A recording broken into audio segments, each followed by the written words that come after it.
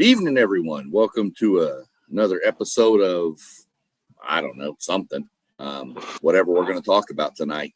We're not real sure what we're going to do, where we're going to go. We're going to talk about just some random different sports. I mean, just whatever. That's why I named the title Sports Freestyle. Wherever we want to go. We're not rapping. We're not going to be throwing no bars and doing none of that. No, we're just going to keep it.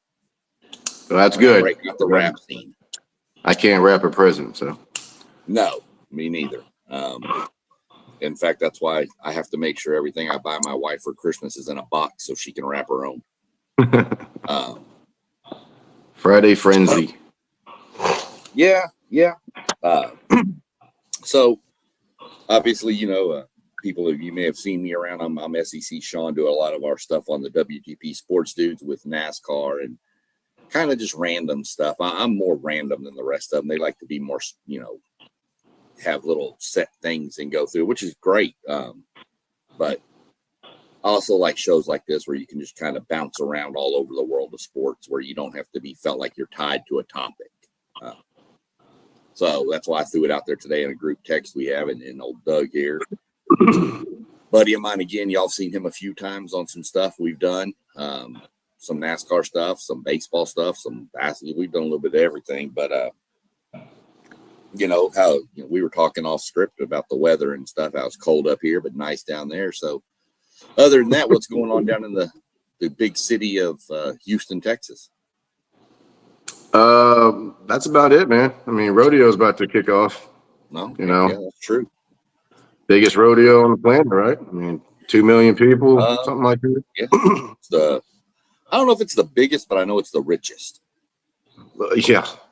Expensive. Most expensive. Got to be.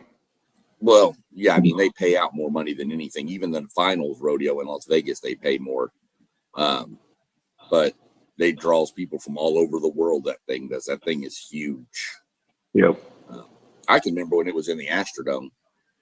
Mm-hmm. Yeah, me too, man. Now it's in what? Is it still called NRG or is it changed? I believe it still is NRG. Okay. Yeah, it used to be Reliant. These stadiums change names so often nowadays. I don't know who's playing where anymore. I don't even know where the Astros play anymore, dude.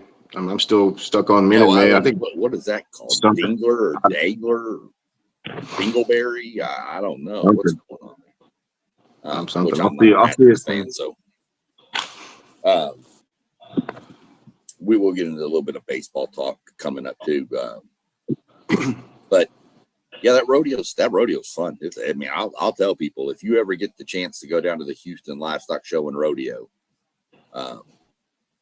get on the website and look at the concert list and see what's going on, and there's some pretty good entertainment out there along with the concert. The rodeo's phenomenal. The amount of talent that they bring in is crazy. And I'll tell you this, if you want to buy it, if you want to buy something, you can find it there. I promise you. They got videos everywhere, dude. Oh, you know what's cool though? My daughter's team will be in town to play TSU, I think on the 13th of March, and they're going to take a couple of her teammates to the rodeo. We're going to let them check it out, man. So they like to stay in the Hilton downtown. Yeah. When they come to play TSU. Yeah, TSU's right down there, so that makes sense. It's not too far. So they get to experience that for her teammates and her. We're going to take them to the carnival. Oh yeah. Some of them kids that may never ever been to something like that, their eyes are going to be wide. Yes, sir. Stuff that goes on around there. Plus, they got that. I don't know if they still do it, but they used to have that mechanical bull out front, like near the entrance where you walk in. Put some of them girls in that mechanical bull, let them see what's going on. Wow. Yeah. I need videos. Exactly. I need videos. Hey, we'll go live. Right. Yes, right. So. Just kind of off, we're going to start it right there. I think that's going to be a good thing to hit off of. I know your daughter plays softball at our Pine Bluff. Yes, sir. Yep. Research on them today. I know they played 2 games today, and I haven't checked the results of those today. I'm sure you can fill us in, but I noticed she's playing catcher, which is what she played all growing up and in high school. Right. Yeah. But I saw she's like 1 for 3 or something batting, 1 for 4, something like that. She's a sophomore though, so she's probably got a senior or somebody in front of her, I'm sure, on the depth chart. They do have a senior, but it's her and her sophomore roommate from California have been switching off and on. Okay. Yeah, when Angelina catches, my daughter will pinch hit, or she'll DH, and kind of vice versa. Okay. Yeah. See, I was looking through some of the box scores and stuff, just kind of seeing how they were doing. I didn't know, like I said, they were 2-1. Looks like they played like Western Illinois or something like that. Northern Iowa, something like that. Western Illinois last week. Yeah.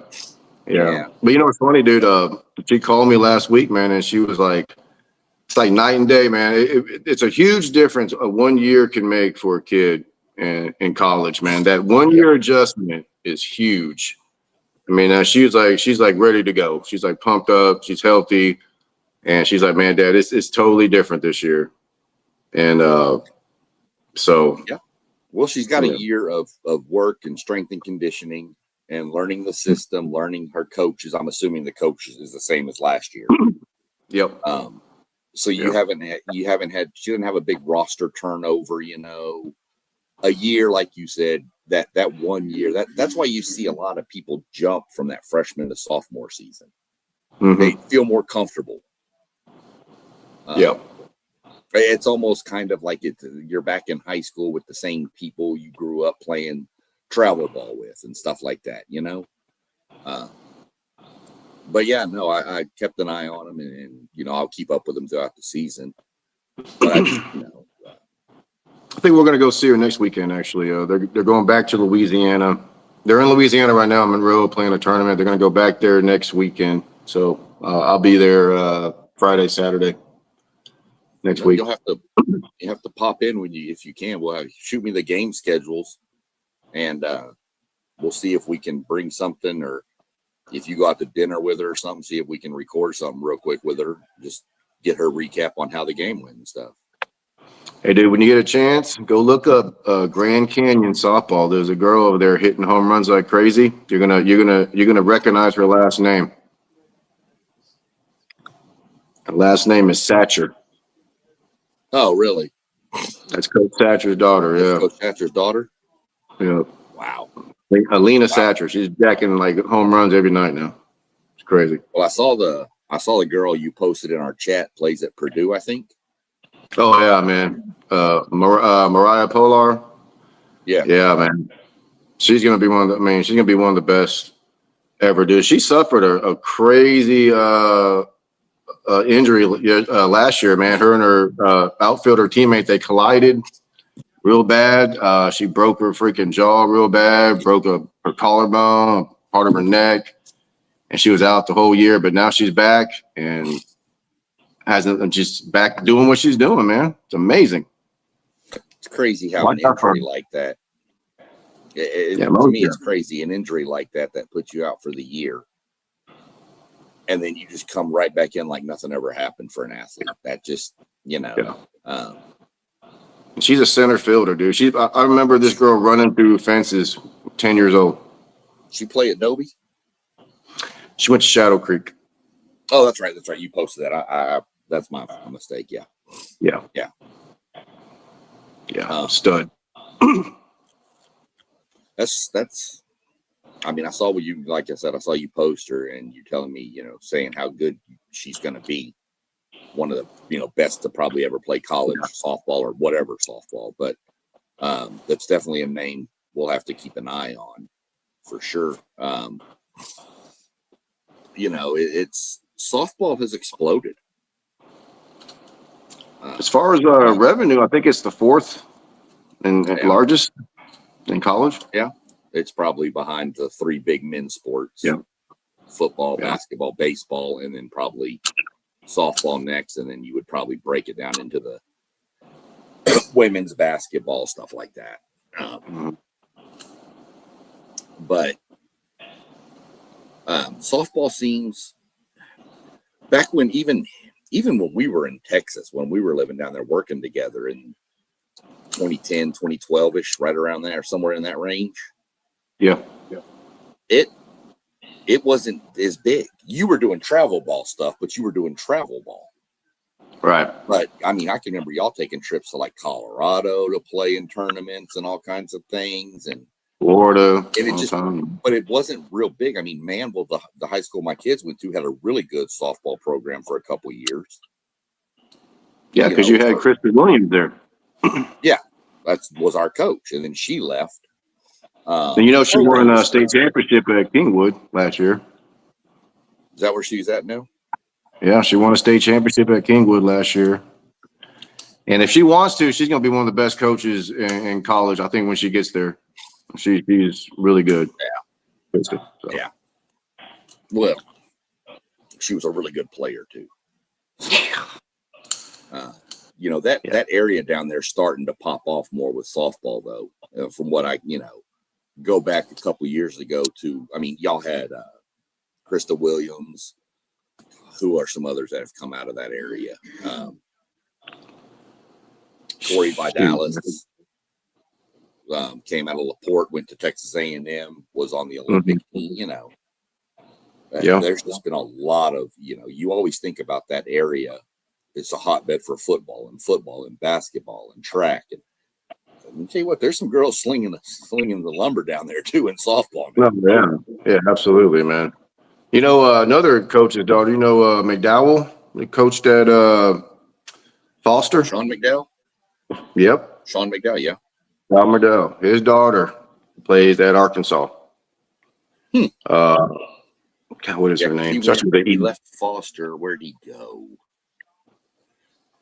He went to one of the new schools, Montgomery Lake Creek or something like that. He went up there to one of those new schools that opened up on the north side. But his daughter plays at Arkansas, huh? Oh, yeah. Shortstop.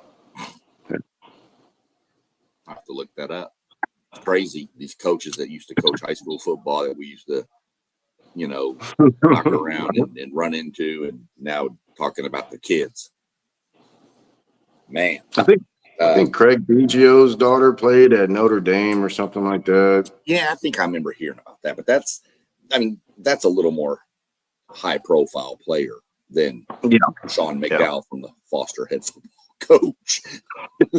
Nothing against Mr. McDowell if he ever watches this podcast, but he's a great guy, great man. Love the dude. Had the chance to run into him a couple times doing 7-on-7 stuff over at Foster High School. Really, really good man. Really good guy. Coach Satchel was a really good guy too. Ran into him a couple times too. He got to coach C.D. Lamb over there at Foster, didn't he? We played him. Oh, yeah, that's right. We played against him. We shut him down. Yeah. I think he scored one touchdown on us, but that was the year Manville. We beat him like by 40. It wasn't even pretty. But, there's so much talent down there. So, it's crazy to see some of the guys that we played against and what they're doing in the, C.D. Lamb. And God, there's so many other ones. Clavion Chason. Oh, my goodness, man. Yeah, I love seeing him playing the Super Bowl, man. That was pretty cool. Yeah. Because that guy was an absolute freak at North Shore, man. Yeah, he was.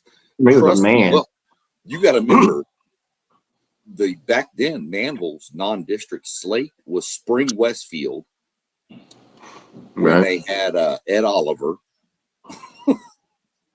And then we played North Shore with Clavion Chason. And, how many other kids went off to play ball off that raw, So, you had to get ready. You had to get ready to play Dobie, man. That's why. That's what we had to do. Yeah, you're right. We had to get ready to play Dobie. Oh, my God. I remember the one game we used to always do little side things, you and I'll give you 20 points, whatever. I remember the one game that I gave you, I think, 15 points or something because Dobie was having a really good year that year. And then the first 3 plays of the game, Dobie threw 3 incomplete passes, and Manville scored on the next play after we had already scored a touchdown. And you were like, what are we doing? Dude, that was like the 65-0 game or something like that, man. It was. And it was just Dobie's only chance that night was to win the coin toss, and I think they won the coin toss and they kicked off. And then we scored in like they 2 or screwed 3 that plays. That was y'all normal. got the ball. That was normal. Well, y'all got the ball. Well, that's true. Y'all got the ball, and y'all were like, you know what? You're like, we just need to run the ball. Just run it, milk the clock, make the game shorter. And they came out and threw passes.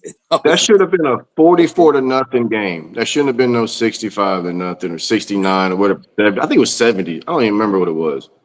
But it was the worst loss in Dobie football history. I actually think it was like 75-0. I think it was too, man. Yeah, it was. It should have been 45-0. Should have been 45-0. Hey, but on a bright note, that same Manville team, a couple of years later, went and handed Pearland their worst shutout loss at home ever. No kidding. Beat them 35-0. That was the game when Caleb Case and Martin had broken his hand or messed his hand up in the offseason, and Jalen Preston went in and played quarterback, and we ran the Manville High School. The first 28 plays were rushing plays.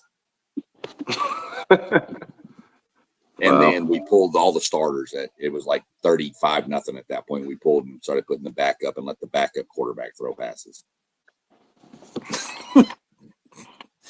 It was the days. Those were the days. Oh yeah. So yeah, that's just a little bit of catch up and run down memory lane there for a few minutes. We got I don't know if they scored or not. I don't know. A&M had some guys on base, but I got a good slate of college basketball. Well, I'm not going to say a good slate, but we got a couple of headline marquee games tomorrow in college basketball. Yes, sir. I think it starts at 3. I think the time. I think it's U of H first, right? I think so. I'm going to look it up real quick while we talk about it. Arizona at Houston. Yeah, Arizona's at Houston. I think Houston is a 5.5-point favorite right now. 4.5. 4.5? Okay. 4.5-point favorite is Houston at home at 3:00. That's on ABC. But then you follow that up, which is the weirdest time to have an out of conference game. Yeah. But you got Michigan at Duke. Well, it's Edward Jones Capital Showcase. I think it's at the Madison Square Garden. Yeah, I think so. I don't think it's not at Duke. I can tell you that it is at. Oh, it's Capital One Arena, Washington, D.C. Okay. So, and Michigan's a 2.5-point favorite there. But what I found intriguing about it was it's 1, 2, 3, and 4. That's crazy to me. That is crazy. I didn't even know that. 1, 2, 3, and 4. I mean, I get 2 and 4 are in the same conference. You know, that's fine. Yeah. I'm sorry, Houston and Arizona. But again, Duke and Michigan are in 2 completely different conferences, and they're playing in the middle of the year. I find that odd. But yeah, 1 versus 3, Michigan versus Duke, and 2 versus 4, Houston or Arizona at Houston, which is Houston's the number 2. Yeah.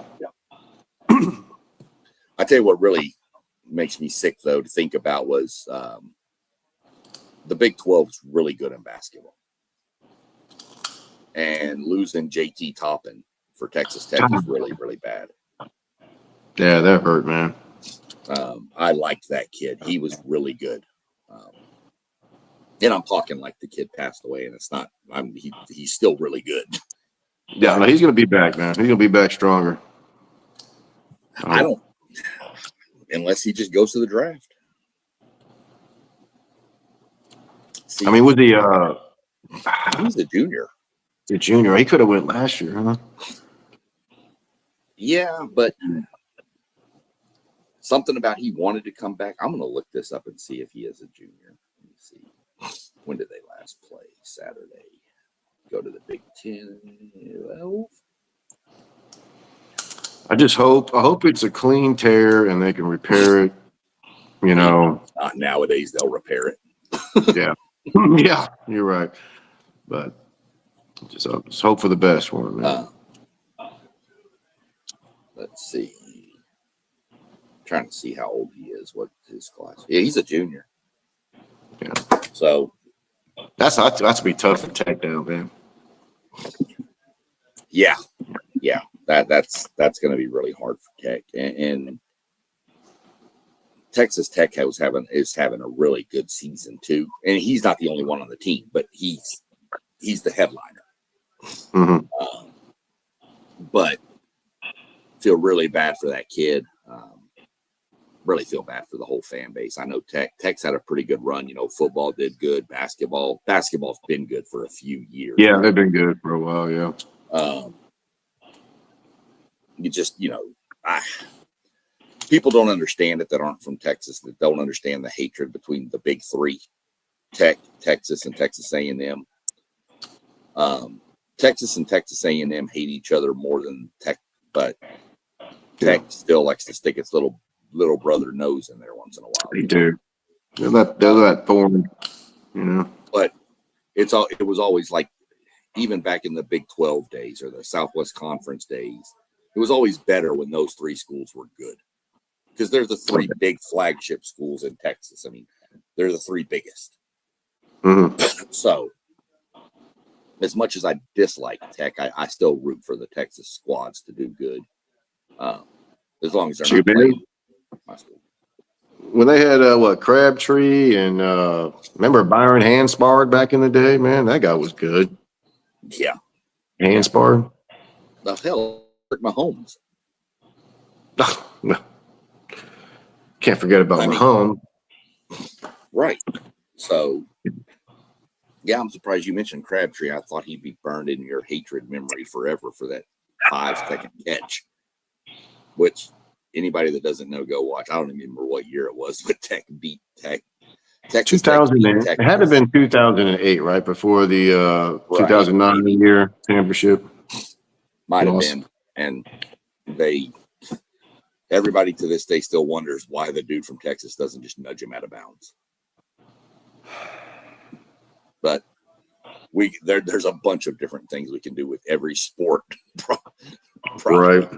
We can do take a whole list of why didn't you just do this? Like earlier today, why didn't Dobie just run the ball? Just run the ball, man. Just run the ball, punt the ball with 2 seconds left on the play clock. You know, right. Walk out of there 45-0. And be happy. 45-0 against that Manville squad was pretty close. Yeah. It would have been great. But yeah, so hate to see that for Toppin. Also saw that what's the kid from North Carolina? Davis, maybe. What happened there? He's out 4 to 6 weeks. Oh, but I can't. Caleb Williams, maybe, is that his name? I don't know. He's the star from North Carolina, their superstar over there. Yeah, okay, well that's not good. So dude, what's up with those freshmen, man? I don't know. And then Peterson from Kansas checked out of the game the other night, cramping. Yeah. There's something going on with his character issues. I'm not sure about this kid. I'm not sure about him either, man. And Bill Self is just he's really been pretty cool about it, man. I don't know. I mean, what are you going to do? I mean, he's your superstar. He's probably the number one pick in the NBA draft. What are you going to come out and say? If you come out and say anything negative against the kid, you're going to lose every recruit you ever had. So his hands are tied. But what would you do as a GM, man? I mean, I'm going to have to sit down and have some hard discussion. If I'm the GM of an NBA team and this kid is, we're going to have to sit down and have a talk. And I'm going to have to try to figure out, are you load management yourself for the NBA? Or, what's going on here? Because you're the projected number one pick in the NBA draft, and you're missing games left and right. Yep. I get the other one. He checked out with cramps. There's even some speculation on, was he really cramping?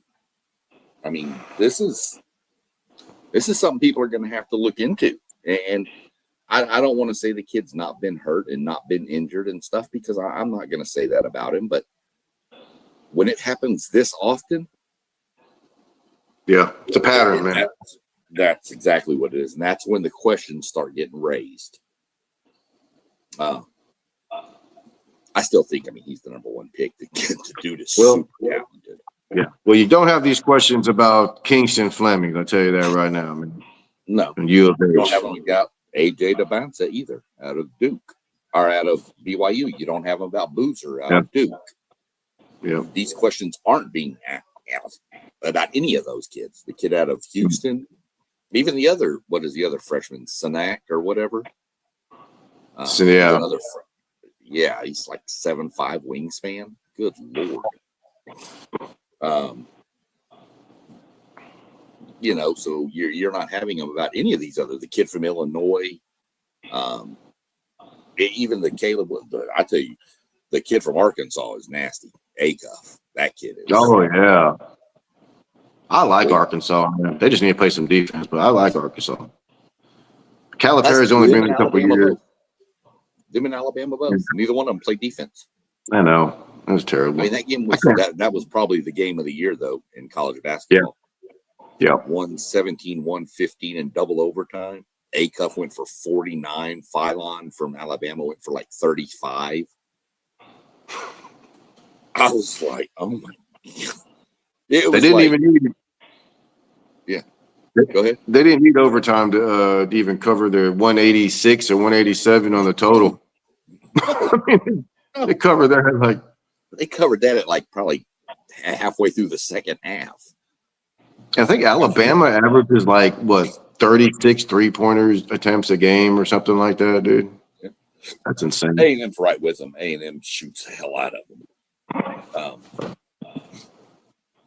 But yeah, it was insane. It was a great game. I was watching the A&M Ole Miss game that night, so I didn't really, but I kept getting alerts on my phone, and I was like, "What?" And then I was like, "What in the world is going on?" Yeah. But then the craziest part was that same night, the kid from Mississippi State, Josh Hubbard, puts up 35 in the first half. Yeah. Yeah, he went off, dude. Mississippi State, dude. Yeah, but then he wound up with like 42. I was like, hey, they made an adjustment, Something. Something. I was sitting there thinking this dude's going to have like 70. I was like, what is going on here? There's been a lot of upsets lately in college basketball. I don't consider a lot of it upsets when you're in conference play. Obviously, I don't follow the Big Ten in the ACC as much as I do the SEC. Even though this isn't the best year for the SEC, I still follow it more than I do any other conference. And it's not that there's a dominant. Well, Florida seems to be like the dominant team.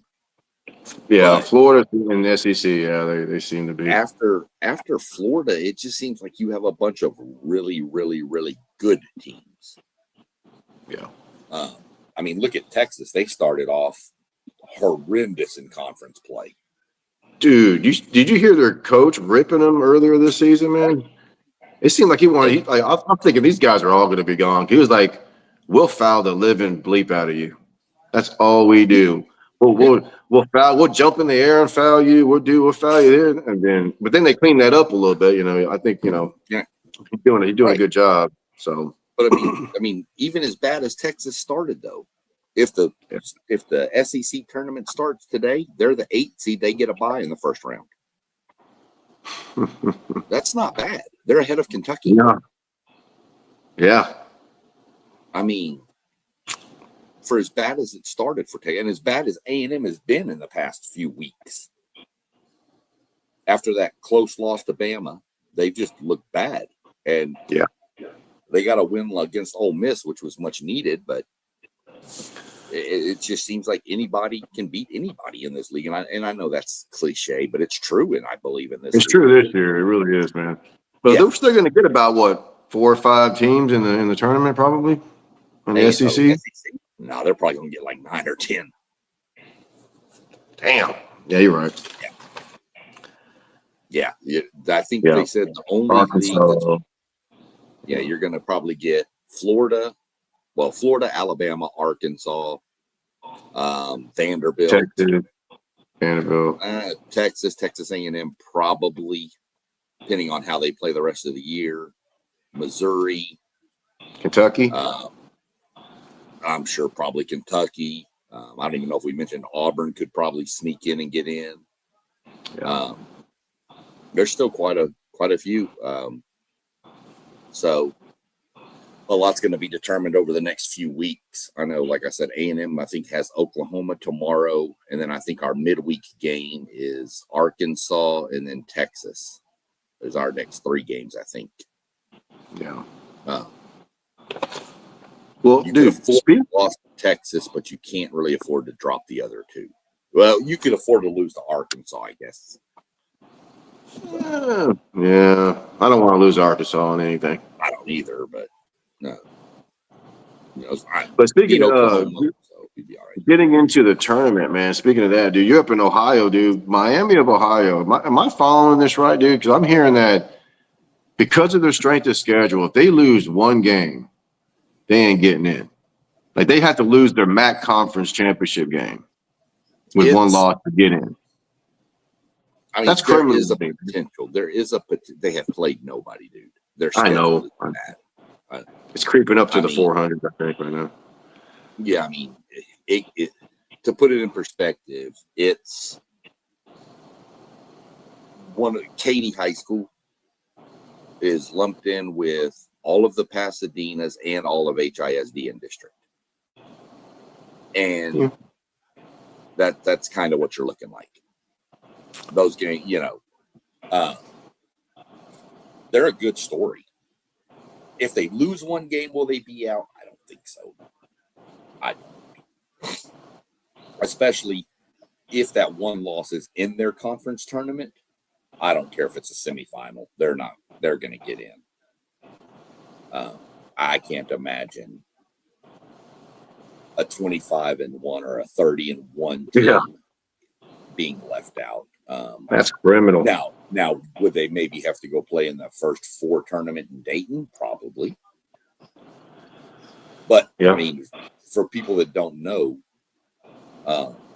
Miami of Ohio is about 15 minutes, 20 minutes. It's probably a little bit more. It's within an hour of Dayton. It's probably 30 minutes from Dayton. So it'd be a home game for them. Yeah. It'd be no different than the first or second year they did that tournament, and Dayton got to play there.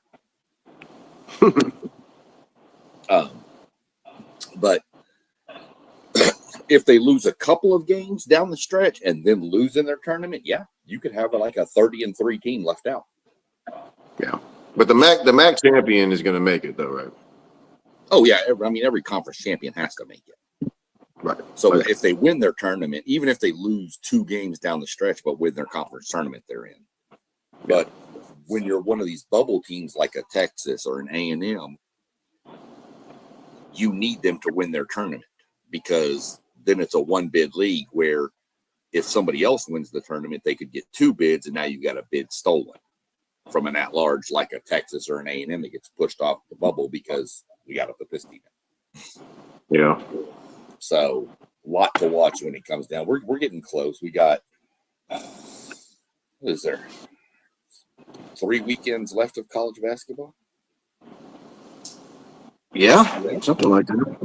Yeah, we're getting into March here soon. Yeah, and then you crank up the conference tournaments, and then from there we roll. Final Four is usually the first week of April, maybe. Yeah, somewhere right around there. See if I can pull up how many games A&M has left real quick. That'll kind of give us a better idea. If I can figure out how to navigate this phone. Come. But man, right now, dude, Michigan, man, looks so freaking good. Yeah, I Yeah. think the best teams are in the Big 12, but the best team might be in the Big 10. And the fact that their only loss was to Wisconsin, I think, another Big 10 team. Yeah. That's crazy. Yeah. Let's see. So A&M has Oklahoma, then Arkansas, then Texas. So that's this weekend, Oklahoma. Next week is Arkansas and Texas. And then they go Kentucky and LSU on 3-7 is the last game of the SEC regular season. So most other conferences will be done around that time too. So, and then that following week, that following Wednesday or Thursday, you'll kick off the SEC tournament. So roughly you got, 2 weeks, Yep. 2.5 weeks, 3 weeks, something like that. So should be an interesting run down the stretch. Don't know if you watched much of the Winter Olympics or not, kept up with it at all. A little bit. I listening to some of the, I think on the women's hockey, I think they won. They beat Canada? Yeah. Yeah. Yeah. That's freaking awesome. Yeah, they were trailing Canada. Canada scored in the second period, and then the U.S. only scored with like 2.5 minutes left in the third period to tie it, and then won it in overtime. Yeah, nice. And then you get, I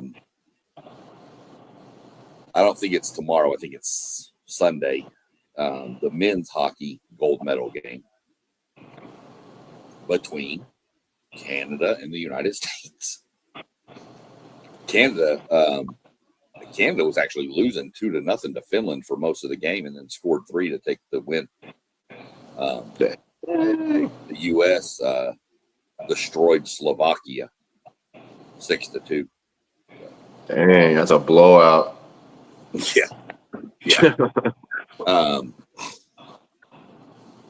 So just been kind of, I kept up with a little bit of it. I was keeping up with a little hockey. I like the sledding events, the bobsleds, the luges and stuff. So, just I can't get into all this when they brought in these like X Games to the Olympics, like half pipe snowboarding and stuff. I can't get into that stuff. No, I can't get into X Games, and I'm not going to watch it in the Olympics. Yeah. No, I'm with you on that, man. I like the traditional Olympic, in Winter Olympics especially too. Like, the bobsled, like you said, the downhill slope stuff, the speed skating is freaking insane. Like, yeah. I mean, I don't know much about that stuff. I just know that I couldn't do it. None of that stuff. It'll take me my whole life to learn that type of skill and dedicate my entire life to do that. So, those people do. Yeah, I like all the same with even with the Summer Olympics. I can't get into like the break dancing. Well, what are we doing here? What? Yeah. If you were going to do break dancing, that should have been an Olympic event in like the 80s. 100%. Yeah. Parachute pants and doing the hammer slide and everything. Come on, man. The one glove. Yeah, that's it. But even with the Summer Olympics, there's some things like I can't get into judo. I can't watch that. I don't understand it. Oh, I don't understand. Yeah, I don't know. I don't understand fencing, but I'll watch it.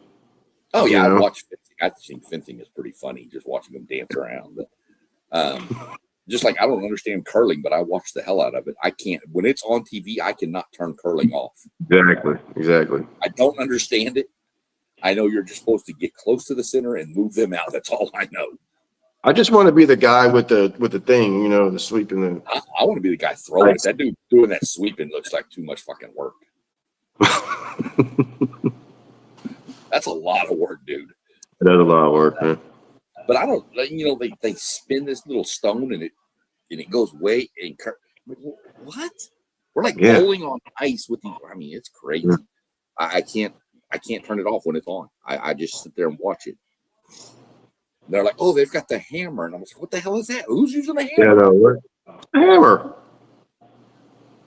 Yeah. You know, I mean, so I kept up with a little bit. This is actually one of the best Winter Olympics for the Americans. Yeah, Like I was about to say, second man. Yeah, the medal count, they're doing pretty darn good, man. Yeah. What are they normally like?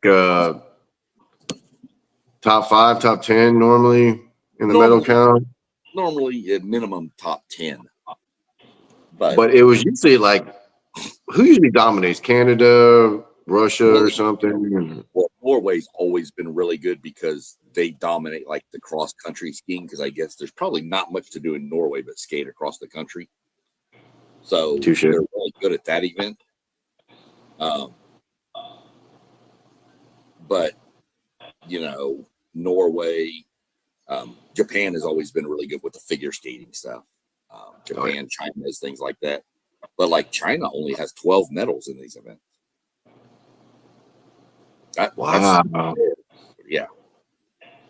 That's weird, man. They usually, well, I mean, I guess the Summer Olympics, they normally try to do really well. But man, the Winter Olympics, they normally do good with like, yeah. I mean, they have 12. To put it in perspective, Australia has 6. Get out of here, man. Yeah.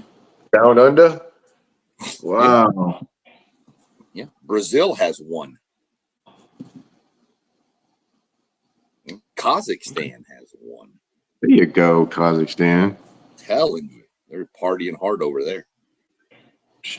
And Kazakhstan's is a gold. So it's just been one of the better Winter Olympics, I believe, for the U.S. team this year.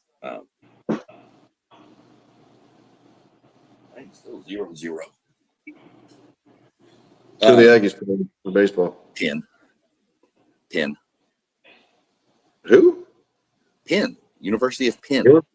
Oh, wow. Ivy League school. They're good. No, Penn's good. Okay. That's really good. I mean, they're good. They're a good Ivy League school.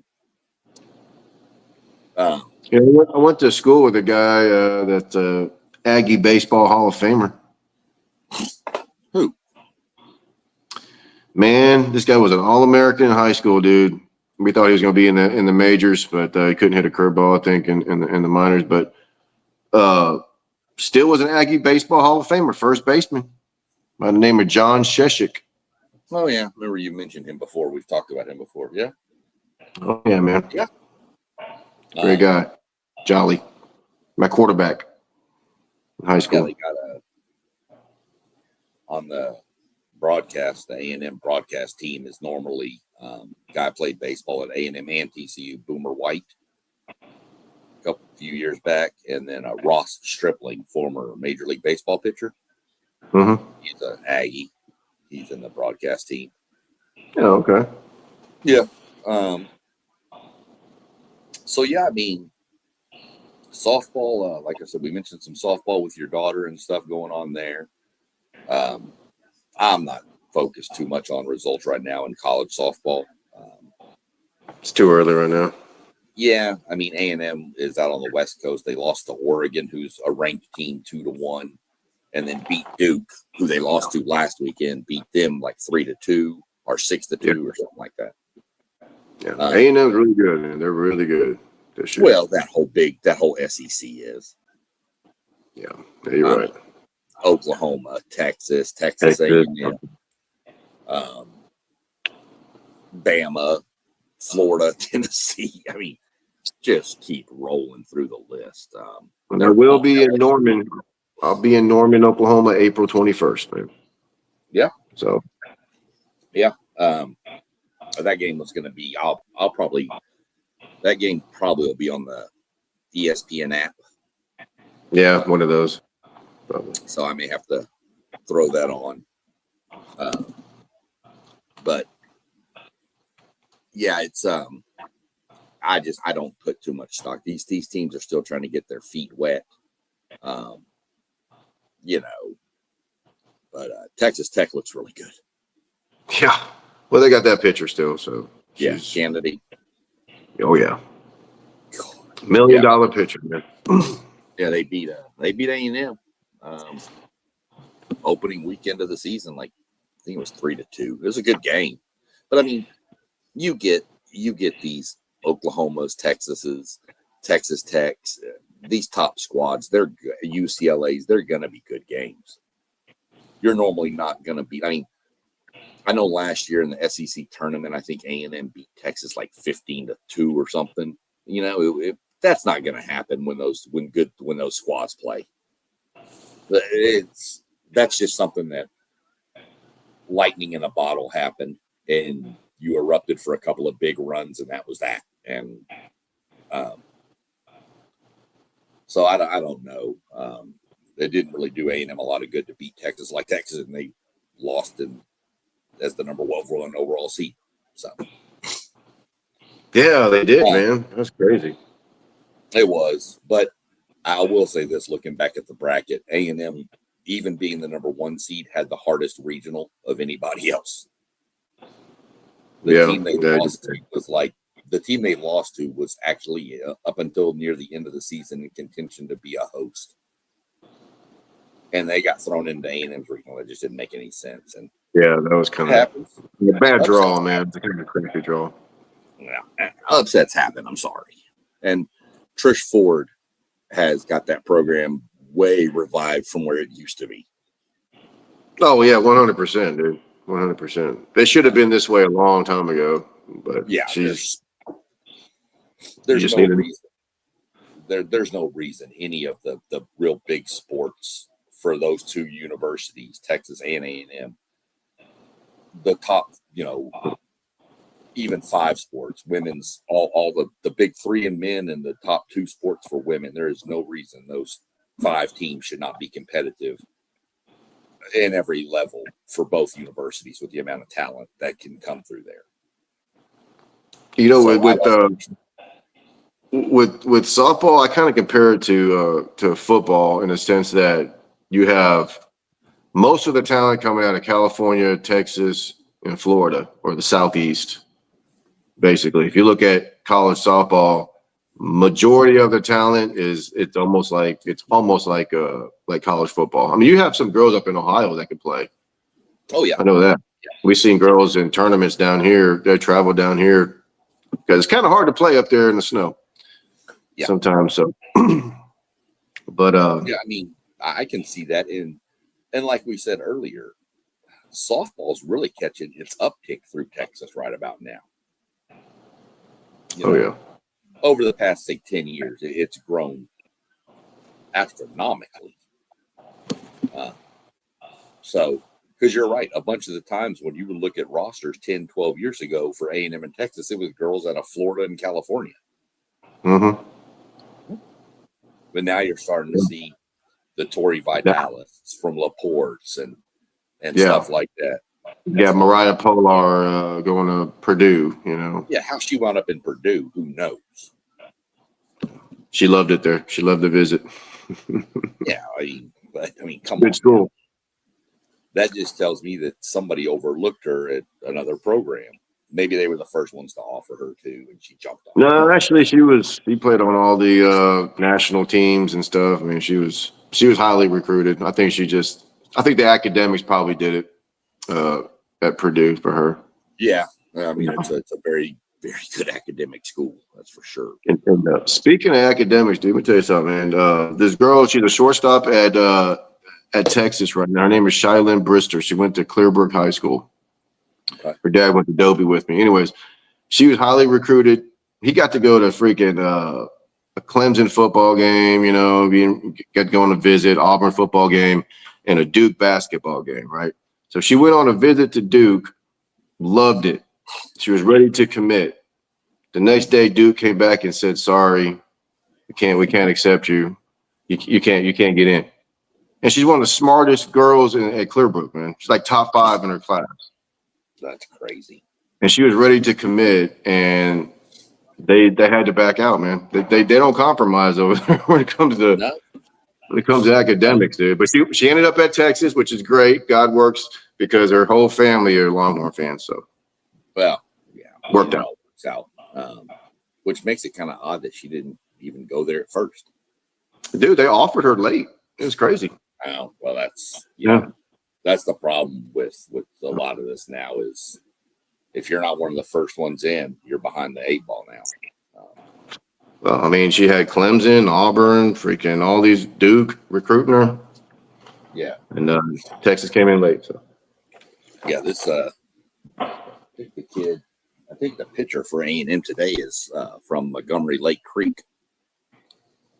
oh man, Lake Creek, man, they're good at pretty much everything now. Yeah, Football, softball. Shane Sadeo. Yeah. I hope he's not injured again. Oh no, bases are loaded. 2 outs. So who you liking this U of H Arizona game tomorrow, man? It's in Houston. Yeah, It's gonna be a lot of defense, I think. Man, Joseph asked me this the other night, and I was just like, I just don't know. I'm probably gonna go Arizona due to the simple fact that I think they have more playmakers down the stretch than Houston does. I expect it to be a close game.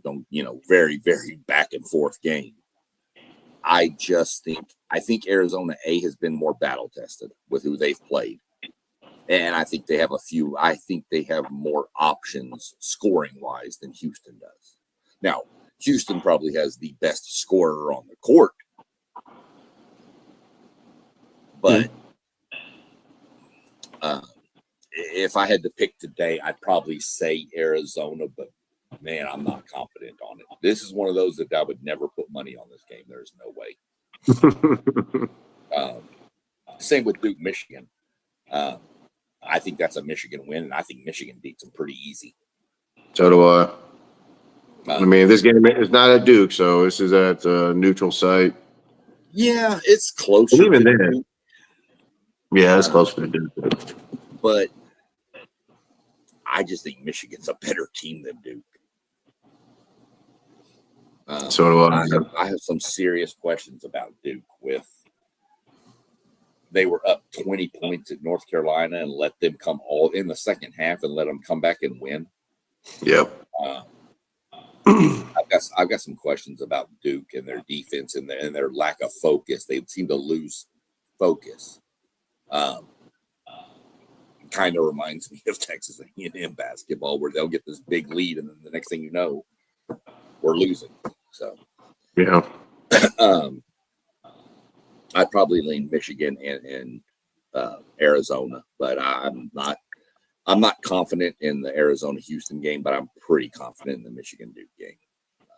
Yeah, I'm going Houston and Michigan. Yeah, I mean, sure. It's a toss-up. Houston. I mean, I know Houston's because they're at home, but you get 3.5 bump for being at home if you want to go home court advantage. So you're really talking about a 1.5 point game, which is pretty much a pick 'em. So I'd take Arizona, Michigan, but I'm telling everybody, you better watch that team, Florida. They're starting to catch their stride, and they are nasty. Dude, they might be a top 5 team right now, honestly, man. Yeah, Florida is really good. That can match their front line. Nobody in the league can roll out 6'10", 6'11", 7'1", 7'9". Yeah. I mean, Michigan got some big, don't they? Yeah, but the difference is the Florida bigs, especially 2 of them, Thomas Howell or Hawk or Hoff or whatever his name is, and I think it's Charlie Condon. They can play down low, defend, rim protectors, but they can always step out and hit a 3 too. Yeah. So you've kind of got this. We can play physical down low with you, or we can carry you away from the basket. Yeah, well, that's a huge advantage, man. Because I hear with Michigan, you want their bigs to come out more because they're down, they're down underneath the basket, man. You're not going to do much. All right. with That, them. a But with couple of those Florida, guys it were don't there really last matter. year. Pick your poison with Florida, I guess, huh? Right. Yeah. Right. And the difference is Florida can draw their big men away because you have to go out and cover their big men on the perimeter. And now you've opened driving lanes for your guards. So, yeah, it's Florida scary.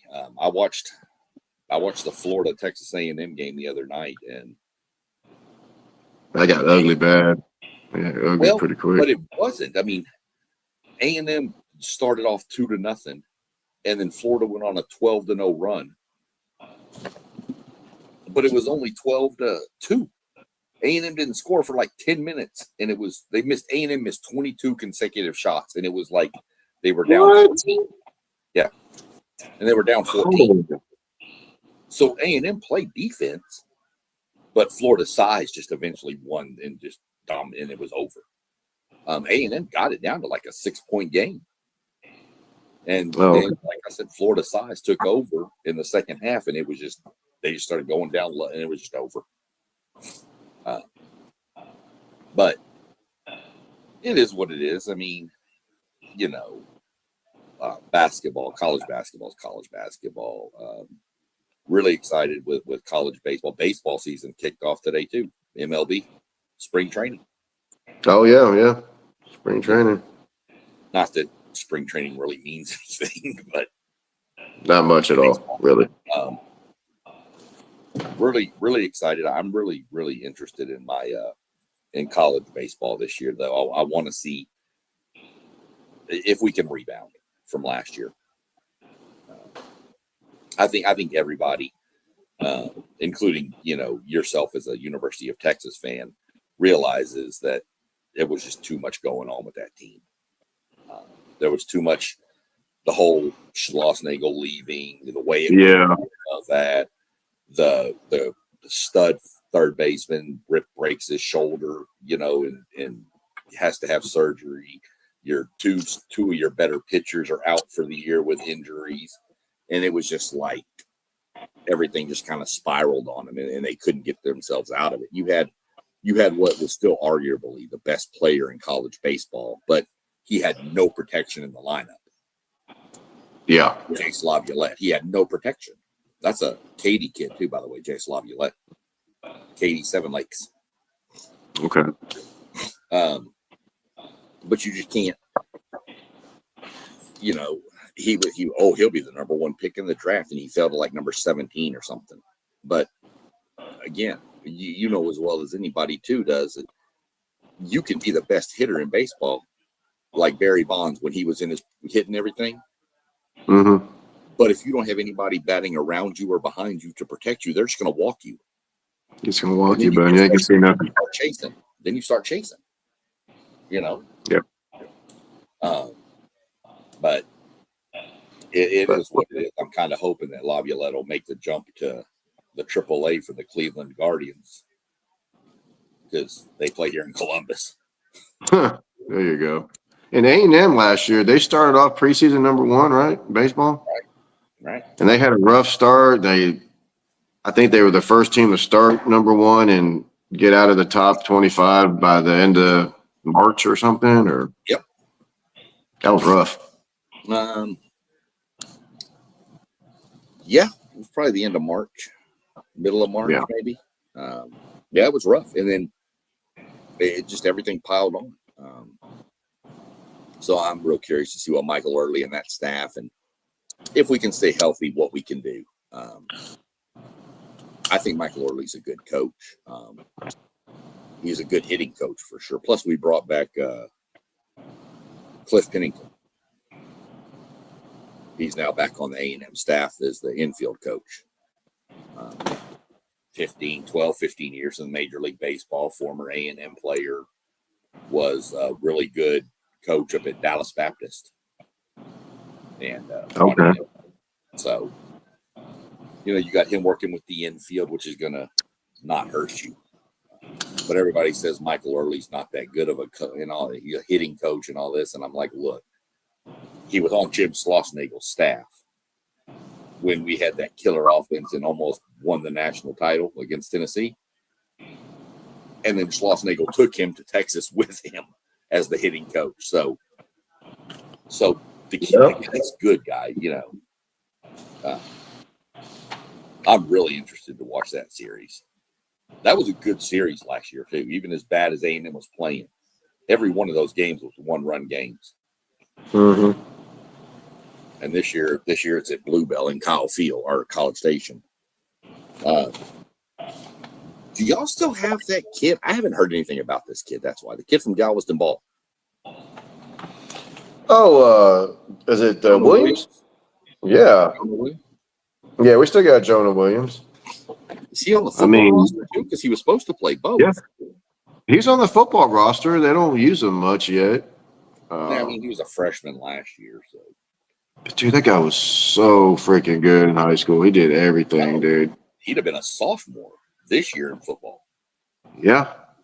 I think he was supposed to play either linebacker or safety or something. I want to say. He enrolled early, I want to say, to Texas. Mm-hmm. He was there in 24. He was a freshman in 24 because he played against A&M in baseball in 25. Yeah. Yeah, he's definitely a baseball guy. I think he's gonna, he's gonna get drafted. He single-handedly beat Manville in the first game of the high school his senior year. He single-handedly beat Manville. No kidding. The guy was baseball. Crazy. I watched that game and literally he looked like Devon Chain when he was at Fort Bend Marshall. Just beat us.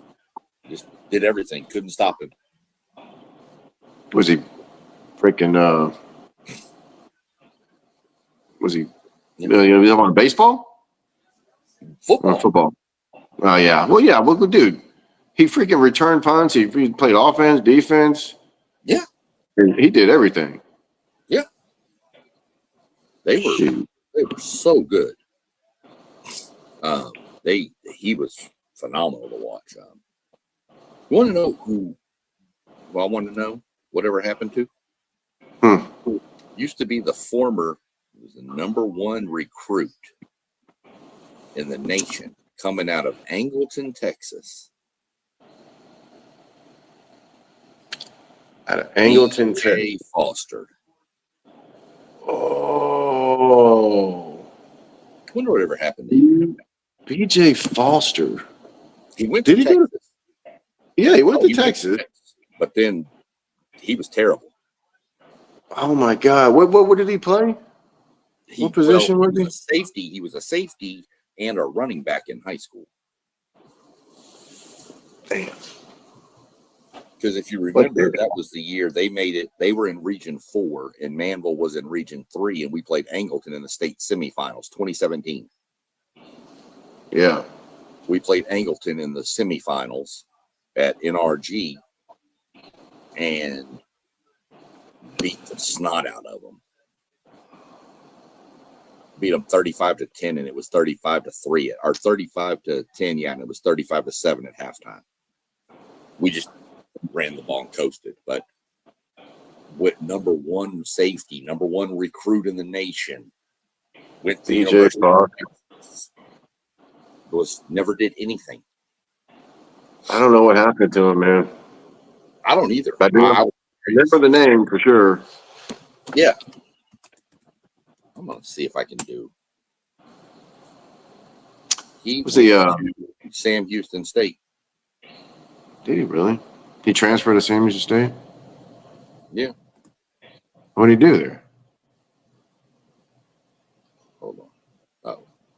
That freaked me out. Well, it freaked out because I typed in BJ Foster and it came up with obituary, and I was like, what? What? No. It's not him. Let's see.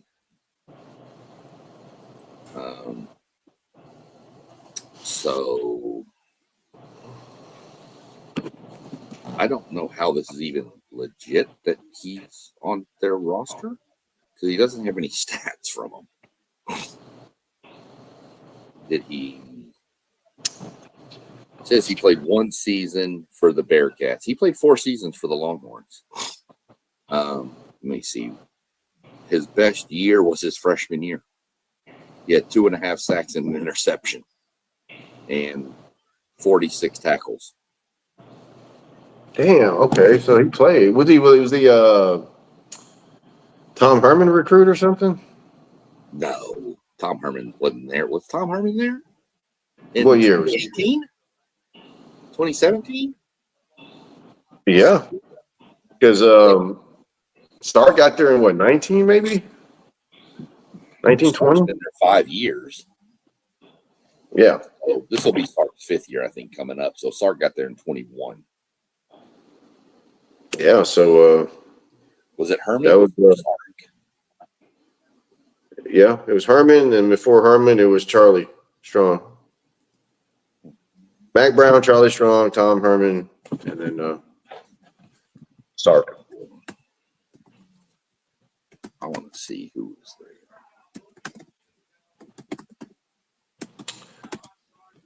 I think it was a Tom Herman recruit, man. Probably one of the few players from the state of Texas that Tom Herman freaking recruited. Yeah. Here we go. Let's see.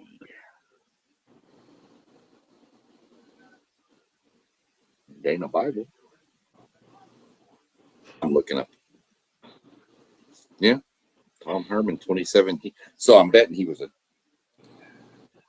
Charlie Strong recruit because he was there through 16, and then Herman followed it and kept him for 2017. His freshman class would have been 2018. Yeah, okay. But he was on the radar when he was a sophomore. But the I remember that kid. He was just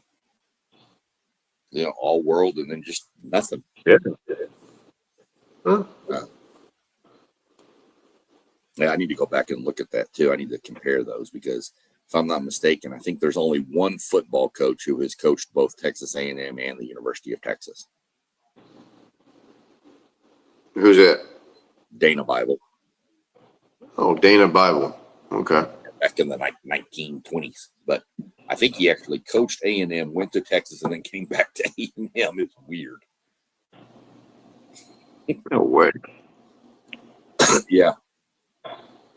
I have to go back and look it up, but I think that's the only time it's ever happened that I can think of. I can't name any others.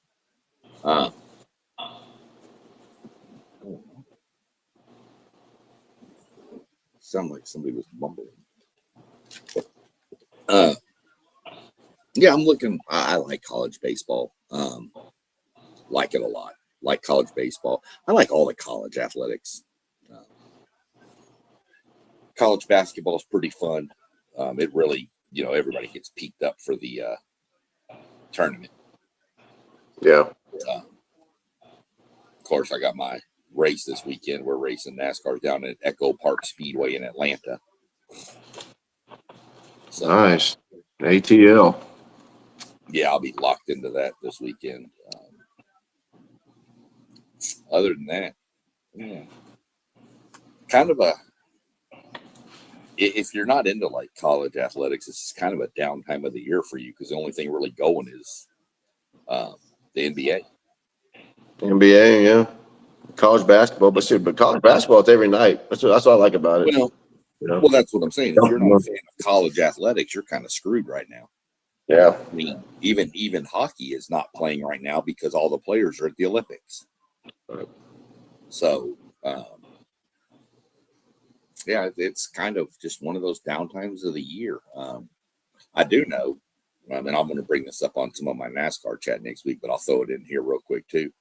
NASCAR's talking about looking at adjusting their schedule to instead of going from February to November to shorten it down, do the same amount of races, but shorten it and actually do some have kind of a college basketball model, race on Sundays and Wednesdays.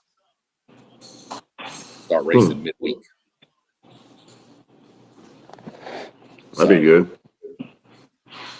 Yeah, I'm kind of curious how that would work. I mean, you would think that all the midweek races would have to be in the Carolinas because you can't really leave on Tuesday to go to Phoenix, Arizona with a car hauler and then turn around and come back and race again on. So I'm pretty sure they would have most of the midweek races would probably be Charlotte, North Carolina, South Carolina, Virginia, Tennessee. There's kind of tracks you can make a couple hour drive to get to.